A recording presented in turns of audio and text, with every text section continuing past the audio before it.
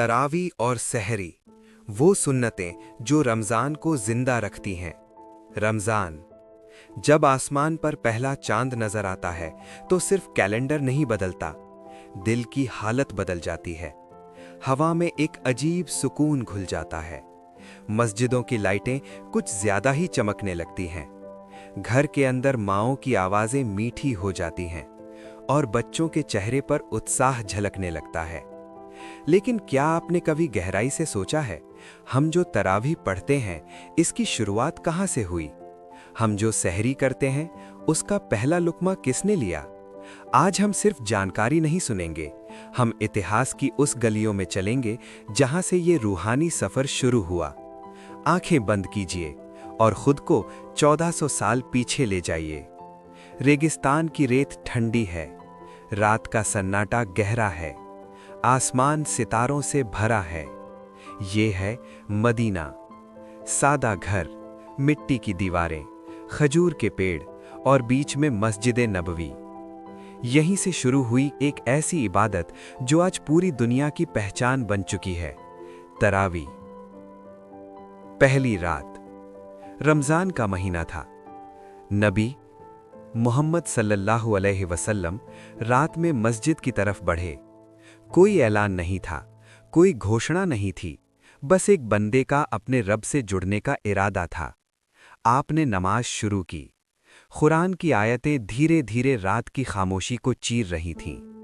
कुछ सहाबा ने देखा, उनके दिल खिंच गए, वे चुपचाप आपके पीछे खड़े हो गए। उस रात शायद किसी ने अंदाजा नहीं लगाया था कि ये मंजर एक दिन पूरी उम्मत की पहचान बनेगा। दूसरी रात, खबर फैल चुकी थी। आज मस्जिद में पहले से ज्यादा लोग थे। सबकी आंखों में चमक थी, सबके दिलों में मोहब्बत थी। आपने फिर नमाज पढ़ाई। जब रहमत की आयत आती, लोग उम्मीद से भर जाते। जब अजाब की आयत आती, दिल कांप उठते, आंसू गिरते, सजदे लंबे होते। तीसरी रात, अब मस्जिद भर चुकी थी, लोग बाहर तक खड़े थे। हर कोई चाहता था आज भी वही क़याम मिले, वही सुकून मिले। चौथी रात, लोग इंतजार करते रहे, लेकिन दरवाजा नहीं खुला। सुबह आपने फरमाया, मुझे डर हुआ कि ये तुम पर फर्ज न कर दी जाए। क्या मोहब्बत थी ये! आपने चाहा उम्मत पर बोझ न आए। यहां रुकिए, सोचिए, एक नबी जो अपनी उम्मत के लिए इबादत कम कर देता है ताकि वे मुश्किल में न पड़े। आज अगर तरावी हम पर फर्ज होती तो शायद हम संभाल नहीं पाते। ये रहमत है। तरावीह का मतलब, तरावीह तरवीहा से निकला है, जिसका अर्थ है आराम करना। क्यों? क्योंकि ये नमाज लंबी होती थी। 4 रकत के बाद लोग थोड़ा बैठते, आराम करते, फिर खड़े हो जाते। इबादत में आराम और आराम में इबादत। नबी का क़याम। रिवायत में आता है, आप इतनी देर तक खड़े रहते कि पांव सूज जाते। किसी ने पूछा, या रसूल अल्लाह, अल्लाह ने आपको माफ कर दिया, फिर इतना लंबा क़याम क्यों? आपने जवाब दिया, क्या मैं शुक्र अदा करने वाला बंदा न बनूं? ये तरावीह का राज है। ये सिर्फ रकतें गिनना नहीं, ये शुक्र अदा करना है। नबी के इंतकाल के बाद लोग अलग अलग ग्रुप में नमाज पढ़ते थे। कोई घर में, कोई मस्जिद में, कोई छोटा क़याम, कोई लंबा। मस्जिद में अलग अलग आवाज़ें गूंजती थीं। एक रात खलीफा उमर इब्न खत्ताब रज़ी अल्लाह अन्हु मस्जिद में आए। उन्होंने देखा हर कोने में अलग जमात। उन्होंने कहा, अगर सबको एक इमाम के पीछे जमा कर दूं तो बेहतर होगा। उन्होंने एक बेहतरीन कारी को चुना। उस रात पहली बार पूरी मस्जिद एक आवाज में गूंजी, दिल एक साथ धड़के। उन्होंने कहा, यह कितनी अच्छी व्यवस्था है। इस तरह तरावी जमात के साथ स्थापित हुई। सोचिए, अगर यह फैसला न हुआ होता तो आज शायद हम भी बिखरे बिखरे पड़ते। अब आधी रात का सफर। तरावी खत्म होती है, लेकिन रमजान की रात खत्म नहीं होती। कुछ लोग घर जाते हैं, कुछ मस्जिद में बैठते हैं। जिक्र, दुआ, तिलावत। रात गहरी होती जाती है और फिर आखिरी पहर करीब आने लगता है। सहरी की कहानी शुरू। घर में हल्की आहट होती है, दिया जलता है, खजूर रखी जाती है, पानी का प्याला भरा जाता है। नबी मोहम्मद सल्लल्लाहु अलैहि वसल्लम सहरी के लिए उठते हैं। कोई शाही दावत नहीं, कोई भव्य भोजन नहीं, बस सादगी, खजूर, पानी, कभी दूध, लेकिन नीयत अटल। आपने फरमाया, सहरी किया करो क्योंकि इसमें बरकत है। बरकत, कम में ज्यादा, थोड़े में ताकत, सादगी में सुकून। शुरुआती सख्ती। शुरुआत में नियम आसान नहीं थे। अगर कोई इफ्तार के बाद सो गया तो अगली रात तक कुछ नहीं खा सकता था। एक सहाबी दिन भर मेहनत के बाद इफ्तार किया और थककर सो गए।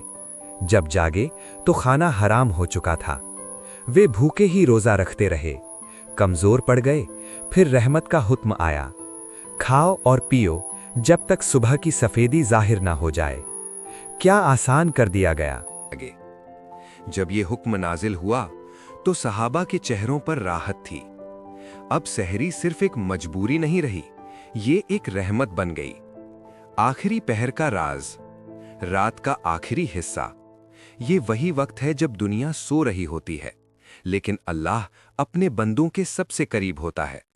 रिवायत में आता है, अल्लाह पूछता है, क्या कोई है जो मुझसे दुआ करे, मैं उसे कबूल करूं? सोचिए, सहरी का वक्त सिर्फ खाने का नहीं, दुआ का वक्त है, आंसुओं का वक्त है, माफी का वक्त है। नबी सल्लल्लाहु अलैहि वसल्लम की सहरी का अंदाज। मोहम्मद सल्लल्लाहु अलैहि वसल्लम सहरी को आखिरी वक्त तक टालते थे। सहाबा कहते हैं, अजान और सहरी के खत्म होने के बीच इतना समय होता था जितना 50 आयत पढ़ने में लगता है, यानी बहुत थोड़ा। इसमें हिकमत क्या है? रोजा आसान हो जाए, कमजोरी कम लगे और इंसान दिन भर मजबूत रहे। सहाबा का जज्बा। कुछ सहाबा के पास खाने को ज्यादा नहीं होता था, लेकिन वे कहते, अगर खाने को कुछ ना हो तो पानी ही सही, लेकिन सहरी मत छोड़ो। क्यों? क्योंकि ये नबी सल्लल्लाहु अलैहि वसल्लम की सुन्नत थी और सहाबा के लिए सुन्नत जान से भी प्यारी थी। एक छोटा सा दृश्य कल्पना कीजिए, एक छोटा सा घर, मिट्टी की दीवारें, कोने में एक दिया, परिवार बैठा है, एक खजूर, एक कटोरी दूध, एक घूंट पानी।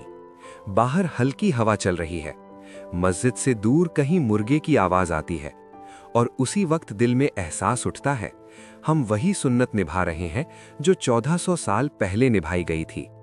क्या ये एहसास दिल नहीं बदल देता? तरावीह और सहरी, एक रूहानी संतुलन। अब रुकिए, सोचिए, रात की शुरुआत तरावीह से, रात का अंत सहरी से, बीच में तिलावत, दुआ, इस्तिग़फ़ार। ये सिर्फ इबादतों का शेड्यूल नहीं, ये इंसान की रूह को तराशने का सिस्टम है। तरावीह दिल को नम्र बनाती है, सहरी शरीर को मजबूत बनाती है, रोजा सब्र सिखाता है, इफ्तार शुक्र सिखाता है, पूरा रमजान इंसान को इंसान बनाता है। तरावीह का आध्यात्मिक असर। जब आप तरावीह में खड़े होते हैं, लंबा कयाम, कुरान की आवाज, सजदे की ठंडक, धीरे धीरे दिल मुलायम होने लगता है। गुनाह याद आने लगते हैं, बीते साल याद आने लगते हैं, छूटी हुई नमाजें याद आने लगती हैं और इंसान रोने लगता है। यही तो मकसद है।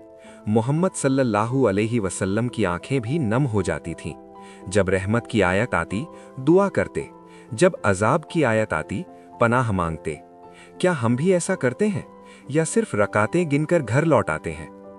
हजरत उमर रजी अल्लाहु अन्हो का दूरदर्शी फैसला। फिर से उस रात की तरफ लौटते हैं। खलीफा मोहम्मद इब्न अल खत्ताब रजी अल्लाहु अन्हो मस्जिद में आए। उन्होंने देखा, अलग अलग लोग अलग अलग पढ़ रहे हैं। उन्होंने सोचा, अगर सबको एक इमाम के पीछे जमा कर दूं तो एकता भी होगी और कुरान भी बेहतर सुना जाएगा।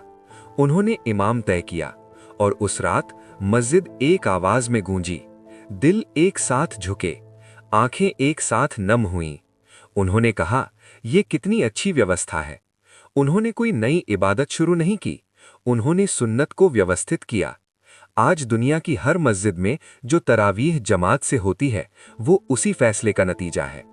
सहरी सिर्फ भोजन नहीं, कभी आपने गौर किया सहरी में बरकत क्यों है? क्योंकि ये एक नियत है। आप सो सकते थे, आप आराम कर सकते थे, लेकिन आप उठे, ठंड में उठे, नींद छोड़कर उठे, सिर्फ इसलिए क्योंकि ये सुन्नत है, अल्लाह को ये पसंद है। रमजान की रातें सोने के लिए नहीं। सहाबा रमजान में कम सोते थे। तरावीह, क़ियामुल लैल, तिलावत, कुछ लोग पूरा कुरान कई बार खत्म कर देते थे। क्यों? क्योंकि उन्हें पता था ये महीना वापस नहीं आएगा। आज का हाल, आज हम जल्दी थक जाते हैं, तरावीह लंबी लगे तो परेशान हो जाते हैं, सहरी के लिए अलार्म बंद कर देते हैं, दुआ के लिए वक्त नहीं निकालते। लेकिन सोचिए, अगर ये आखिरी रमजान हो तो, अगर ये आखिरी तरावीह हो तो, अगर ये आखिरी सहरी हो तो? दिल बदल जाता है जब इंसान मौत को याद कर ले। रमजान एक मौका, तरावीह दिल साफ करने का मौका, सहरी नीयत मजबूत करने का मौका, रोजा गुनाह छोड़ने का मौका। ये महीना हमें बदलने आता है, लेकिन बदलना हमें है। जब अगली बार आप तरावीह में खड़े हों तो कल्पना कीजिए मदीना की वही रात है, रेत वही है, आसमान वही है और नबी सल्लल्लाहु अलैहि वसल्लम आगे खड़े हैं। क्या आपका दिल कांप नहीं जाएगा? जब सहरी में खजूर उठाएं तो सोचिए ये वही सुन्नत है। क्या ये एहसास आपकी नीयत को मजबूत नहीं करेगा?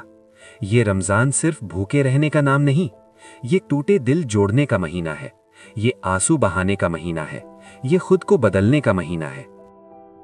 रात गहरी हो चुकी है, तरावीह हो चुकी, कई लोग घर लौट चुके, लेकिन कुछ दिल अभी भी जाग रहे हैं। मस्जिद के कोने में कोई बैठा है, आंखों से आंसू गिर रहे हैं, हाथ उठे हुए हैं। वो जानता है ये महीना खाली हाथ जाने नहीं देना है। क़ियाम की असली रूह।